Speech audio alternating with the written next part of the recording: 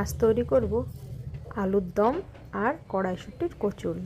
তো প্রথমে আলুর সাইজটা দেখিয়ে দিলাম, তারপরে সর্ষের তেল দিয়ে এখানে আলুটা ভাজতে দিয়েছি। আর এদিকে মশলা দেখালাম, আদা রসুন জিরে তার সঙ্গে পেস্ট করছি, আলুগুলো পেস্ট করছি। আর ওইদিকে মশলা ওটা পেস্ট হয়ে গেছে। আর এদিকে নিয়ে নিয়েছি কিছুটা চার মগজ আর নিয়েছি কাজু বাদাম, এই দুটো একসঙ্গে পেস্ট করবো। আর এদিকে কাঁচা লঙ্কা, এটাও পেস্ট করে নেবো। দেখুন আলুগুলো ভাজা হয়ে গেছে, এখন তুলে নিচ্ছি।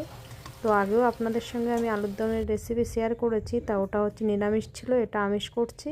তারপরে আরও কিছুটা তেল দিয়ে নিয়েছি, তার মধ্যে এলাইচি দারচিনি লবঙ্গ দিয়ে পেঁয়াজ দিয়ে ভালো করে পেঁয়াজটা ভাজি করে নিয়েছি। তারপরে দিয়ে দিলাম আদা রসুন জিরে বাটা, আর তারপরে দিয়ে দিচ্ছি দিয়ে দিচ্ছি কাজু বাদাম আর চার মগজ বাটা। তারপরে দিয়ে দিচ্ছি স্বাদ মতো নুন হলুদ, আর দিচ্ছি ধনে গুঁড়ো। আর এটা দিয়ে দিলাম কাঁচা লঙ্কা, দিলাম দুটো তিনটে তেজপাতা, আর দিলাম কাশ্মীরি গুঁড়ো লঙ্কা। আসলে আজকে রান্নাটা পুরো কাঁচা লঙ্কায় করছি, কাশ্মীরি গুঁড়ো লঙ্কাটা একটু কালারের জন্য দিলাম। আলুর দমটা একটু লাল লাল না হলে বেশ ভালো লাগে না দেখতে, তার জন্য। তারপরে মশলাটা সুন্দর করে কষে আলুটা দিয়ে নিলাম। যে কোনো রান্নার মেন কিন্তু মশলাটা কষানো, মশলাটা সুন্দর কষানো না হলে কিন্তু খেতেও ভালো লাগে না। তারপর ভালো করে কষিয়ে জল দিয়ে ভালো করে ফুটিয়ে নামানোর আগে গরম মশলা দিয়ে এখন নামিয়ে নেব।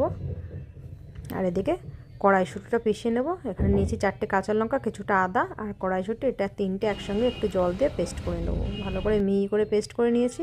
আর কড়াইতে কিছু দিইনি, সর্ষের তেল গরম করে ডাইরেক্ট এই পেস্টটা দিয়ে দিলাম। এখন এটা সুন্দর করে নেড়ে একদম শুকিয়ে ফেলতে হবে।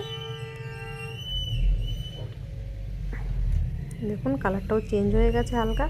আর স্বাদ মতো নুন দিয়ে নিচ্ছি, খুব বেশি দেবেন না, নাহলে পোড়া হয়ে যাবে। দেখুন একদম শুকিয়ে গেছে, নামিয়ে নিচ্ছি। আর এদিকে আমি ময়দা মেখে রেখেছিলাম, ময়দাটা অনেকটা আগে মেখে রাখবেন, রেস্টে না রাখলে ময়দা কিন্তু ভালো হয় না। আর তারপর হালকা একটু বেলে তার মধ্যে কড়াইশুঁটির পুরটা দিয়ে তারপরে মুখটা সিল করে বেলে তারপরে গরম তেলে এইভাবে ভেজে নিচ্ছি। অবশ্যই তেলটা গরম করে গ্যাসটা কমিয়ে ভাজবেন, না হলে কিন্তু ভাজাটা বেশ ভালো সুন্দর হবে না। একদম ফুলকো ফুলকো কড়াইশুঁটির কচুরি আর গরম গরম আলুর দম খুব ভালো লাগে খেতে। অবশ্যই এইভাবে আপনারাও একবার ট্রাই করবেন, খেতে খুব ভালো লাগবে। নমস্কার, ভালো থাকবেন। আমার ভিডিওগুলো যদি ভালো লাগে অবশ্যই একটা লাইক কমেন্ট করবেন। আপনাদের লাইক কমেন্টে অনেকটা মনে জোর পাই, সাহস পাই, ভিডিও বানাতেও ভালো লাগে। অবশ্যই পাশে থাকবেন।